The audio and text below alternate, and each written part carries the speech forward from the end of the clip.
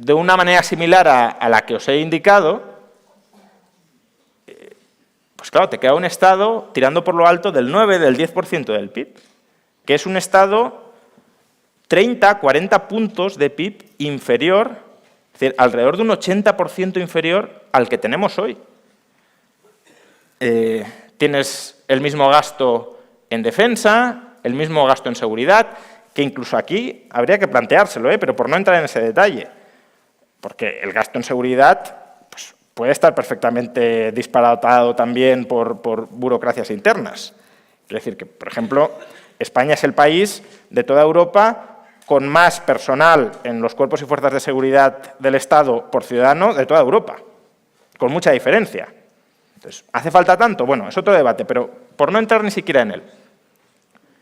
1,7% del PIB en seguridad, 1,3% en defensa, burocracia 1%, otros para pues, servicios comunitarios, medio ambiente 1%, infraestructuras a las que no llega el sector privado, otro 1% del PIB, y transferencias sociales 3% del PIB. Veamos, 3% del PIB actualmente son 45.000 millones de euros. 45.000 millones de euros en transferencias sociales son 10.000 euros, darles un cheque de 10.000 euros al año a 4,5 millones de personas, que es el 10%, casi el 10% de la población española. O darles un cheque de 15.000 euros a 3 millones de personas. En una sociedad próspera, realmente, ¿cuál puede ser el porcentaje de gente que quede absolutamente descolgada, desamparada, incapaz de salir adelante de la sociedad, teniendo además su propio seguro de vida, su propio seguro de incapacidad, su propio ahorro personal?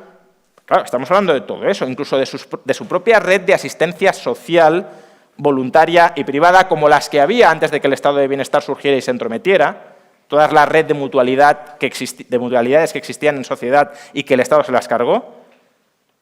Habiendo todo eso, ¿qué porcentaje de la población puede caer en el absoluto desamparo y necesitar, por tanto, de una transferencia continuada de recursos por parte del Estado? Aunque supongamos que es el 5, el 10% de la sociedad, para eso no hace falta más del 3, 4% a lo sumo del PIB. Y estamos gastando el 20% del PIB en transferencias sociales. Claramente, este 20% del PIB, como os decía, no va de que los ricos sean un poco menos ricos y no haya bolsas gigantescas de pobreza en sociedad, porque sigue habiendo bolsas de pobreza.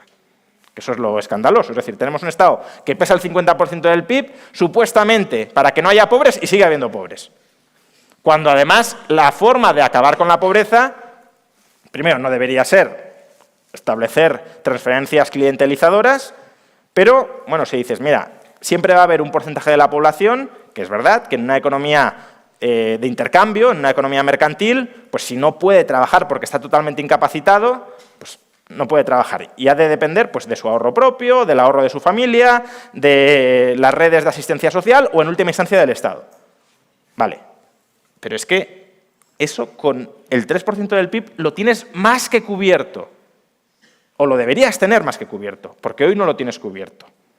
Caso, por ejemplo, de los enfermos de ELA, imaginad, hasta hace 2 tardes ni siquiera lo tenían cubierto. Entonces, ni siquiera el 10% del PIB.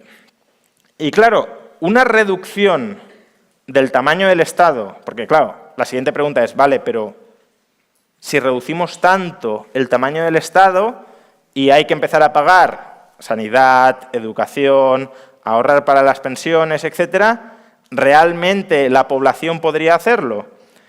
Bueno, volvemos al caso del... no lo he puesto aquí. Del trabajador mediano.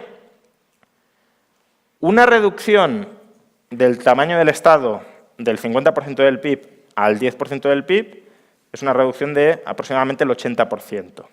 Estábamos pagando, el trabajador mediano, 13.500 euros en impuestos. Una rebaja del 80%, que además podría incluso ser superior, porque a poco que haya una cierta progresividad, y si tenemos tipos muy bajos, yo tampoco soy especialmente opuesto a que haya una cierta progresividad, claro, lo que ya la progresividad cuando se convierte en excusa para una confiscación radical, pues sí, porque claro, no, es que a partir de 60.000 euros, tipo marginal del 47 o del 50%, bueno, entonces ya es directamente confundir progresividad con atraco a mano armada, ¿no?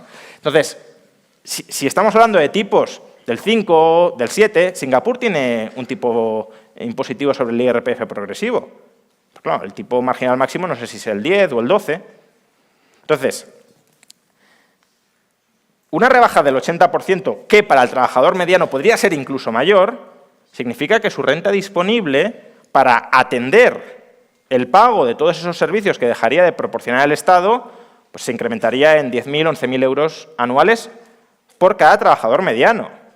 Que claro, si en un hogar hay 2 trabajadores medianos, estamos hablando de 20.000, 22.000 euros extra. Con ese dinero extra no podemos hacer frente a pagar la educación, a pagar la sanidad, a ahorrar para las pensiones, cuando en muchos casos la sociedad española ya lo está haciendo con esta carga fiscal porque intenta escapar de los pésimos servicios que proporciona el Estado. Porque es que ya hay muchos trabajadores que están pagando su sanidad privada, su educación privada y que están ahorrando de manera complementaria para las pensiones justamente porque no quieren depender de servicios deficientes y en muchos casos que ni siquiera van orientados a la que debería ser su labor, como es la educación, que tiene una educación pública, que tiene más una función adoctrinadora y generadora de espíritu ideológico nacional que de formación del estudiante para ser productivo en la sociedad.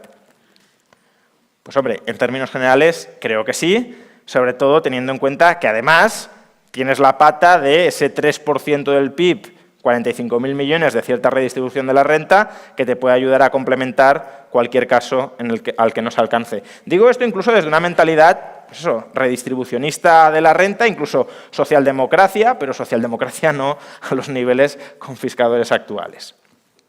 Entonces, ya para terminar, si todo esto es así, si, en cierto modo, el virus del estatismo está tan metido en las cabezas de la sociedad y también en los intereses de la sociedad, por lo que os decía, porque es muy complicado, aunque todos llegáramos a entender que la situación actual no es la óptima, es muy difícil que estemos interesados, muchos, en desplazarnos de esa situación que no es óptima por lo costosa que puede ser la transición para muchos. Por lo que os decía, porque no es fácil, por ejemplo, desarmar el sistema público de pensiones. Entonces, un pensionista puede decir, sí, yo entiendo que todo esto es muy injusto, pero yo quiero cobrar mi pensión y no me quiero embarcar en aventuras que pueden suponer que ya veremos qué pasa con mi pensión, que no tengo ahorro propio disponible o no suficiente. Entonces, ¿qué se puede hacer para tratar de escapar de este modelo, que claramente es un modelo que beneficia más al Estado y al aparato estatal que a la población a la que dice servir, y lo dice obviamente para justificar esa parasitación de la sociedad?